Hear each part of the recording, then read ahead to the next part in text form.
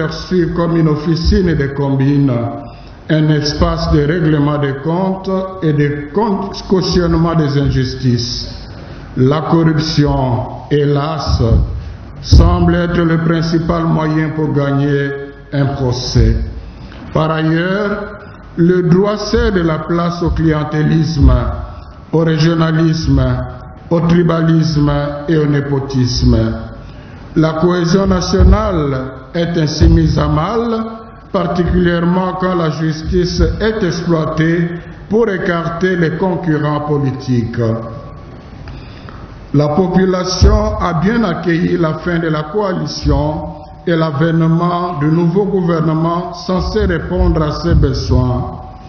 Il s'avère que, dans la réalité, le budget national privilégie les institutions politiques au détriment du bien-être de la population. Cette injustice ne fait que renforcer les inégalités sociales. 3. Non-recommandation. En vue de renforcer l'unité et la cohésion nationale nécessaires pour le développement du pays, nous recommandons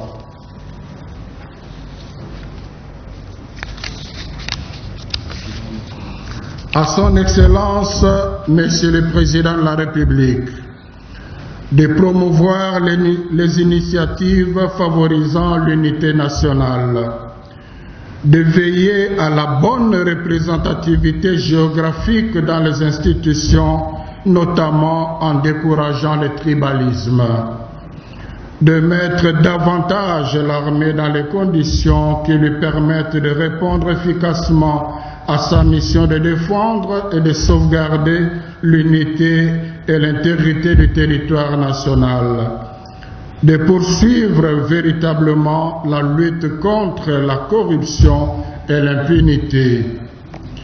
Au Parlement, de ne pas voter les lois qui préconisent la discrimination et menacent la cohésion nationale, d'initier les lois qui détribalisent les institutions, de ne pas abuser des immunités parlementaires pour échapper à la justice, d'améliorer sensiblement la loi électorale afin de rassurer la population de la crédibilité des élections en 2023. Au gouvernement, de rééquilibrer les dépenses des institutions proportionnellement aux besoins de la population, de promouvoir des projets de société qui renforcent l'intégration nationale, tels que la construction des routes nationales, d'évaluer au niveau national le processus de la décentralisation et les moyens les plus efficaces de stabiliser les institutions provinciales et de les mettre au service de la population, de veiller au respect du cycle électoral, gage de la démocratie, de revaloriser les fêtes nationales et les symboles forts de la nation. Au peuple congolais, de ne pas nous laisser entraîner par des discours et des actions séparatistes, car c'est la cohésion qui permet de souder le pays, même dans les épreuves, de soutenir toute bonne initiative de notre gouvernement au-delà de nos tendances politiques, de lutter ensemble contre la pandémie du corona en respectant les gestes barrières et en nous faisant vacciner afin de nous protéger et de protéger les autres, de demeurer vigilants pour la tenue des élections en 2023.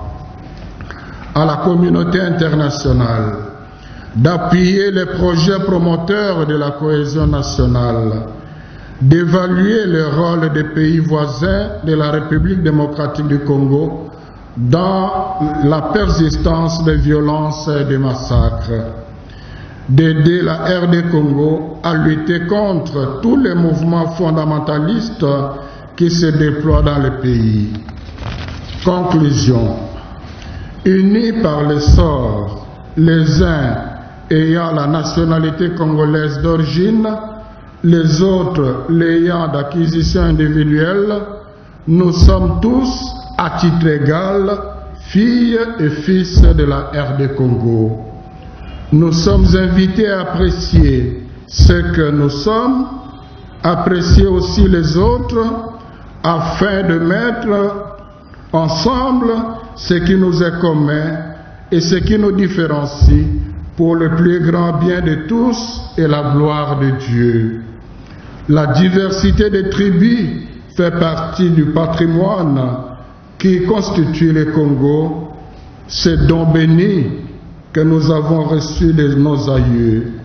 Elle ne doit pas nous porter à l'exclusion des autres, mais plutôt à une opportunité d'enrichissement des uns et des autres et une base pour le développement de notre pays. Comme Saint Paul l'a recommandé aux Colossiens en affirmant, là, il n'est plus question de Grecs ou de Juifs, de barbares, d'esclaves, d'hommes libres. Il n'y a que le Christ qui est tout en tous. Nous vous prions, chères filles et fils de la RD Congo, de ne pas réfléchir ni agir en termes d'origine, de tribus ou de régions. Soyons unis pour un Congo fort et prospère. Au regard de l'impératif de sauvegarder la cohésion et l'unité nationale, nous décrétons pour l'Église Famille de Dieu qui est en RD Congo une journée de prière pour l'unité nationale en la date du 30 juin 2021. Par l'intercession de la Vierge Marie, Notre-Dame du Congo, et par celle de nos bienheureux Isidore Bankanja et Marie-Clémentine Anouarité, que Dieu bénisse la RD Congo et son peuple. À la signature, tous les évêques membres de l'Assemblée plénière de la SENCO présents à cette 58e Assemblée, je vous remercie.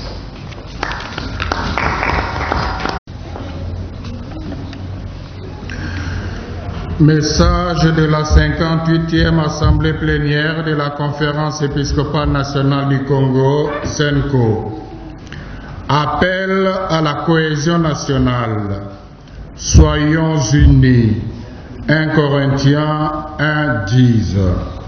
Nous, cardinaux, archevêques, évêques et administrateurs apostoliques, réunis à Kinshasa en la 58e Assemblée plénière ordinaire de la Conférence épiscopale nationale du Congo, SENCO, du 14 au 18 juin 2021, nous sommes penchés, entre autres, sur la situation actuelle de notre pays. En vertu de notre ministère pastoral et prophétique, nous lançons un appel à la cohésion nationale pour un Congo stable où règne la justice et la paix. 1. La cohésion, une force dans l'épreuve.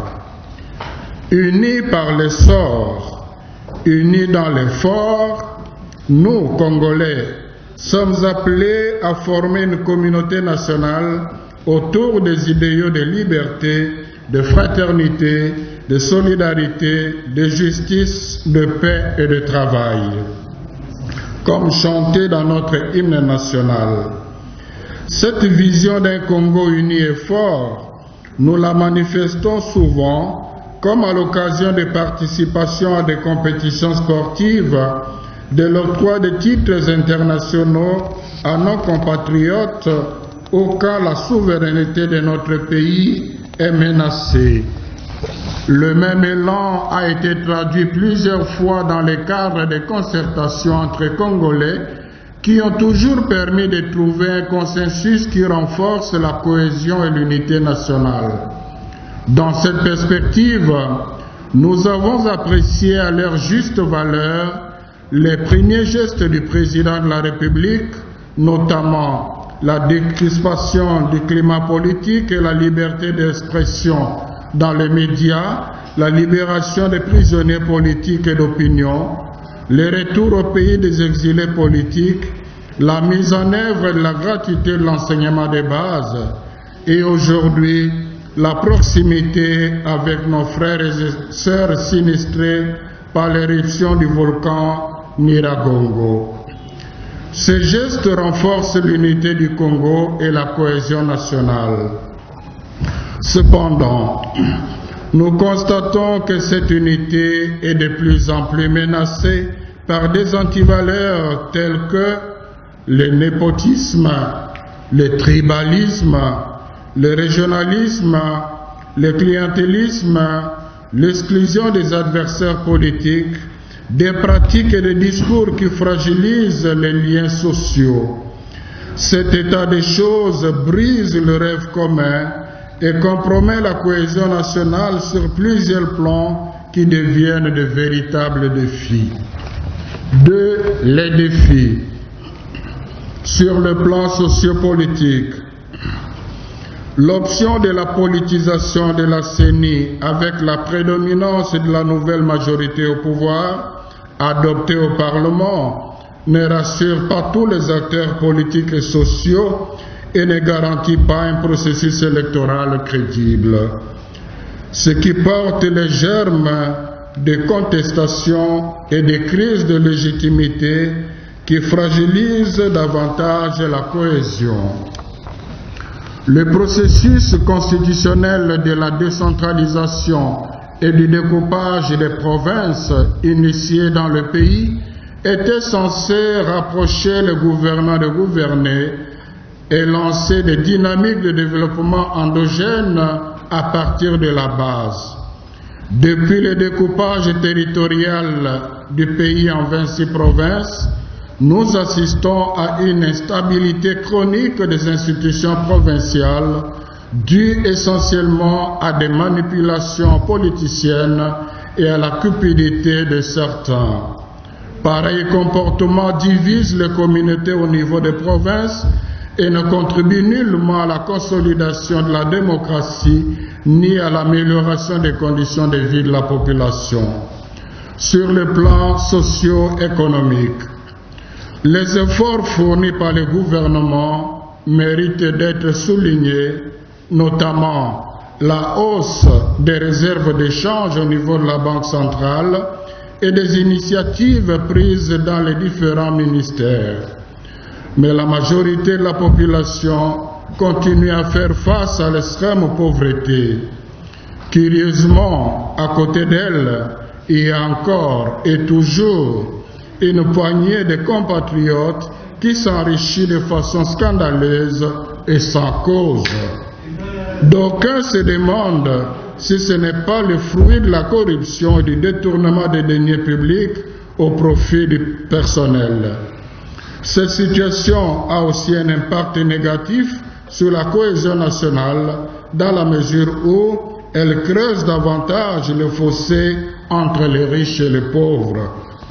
Sur le plan sécuritaire et humanitaire, nous avons à plusieurs reprises dénoncé l'insécurité et les violences qui endeuillent notre pays, plus spécialement dans le nord et le sud Kivu, ainsi qu'en Ituri.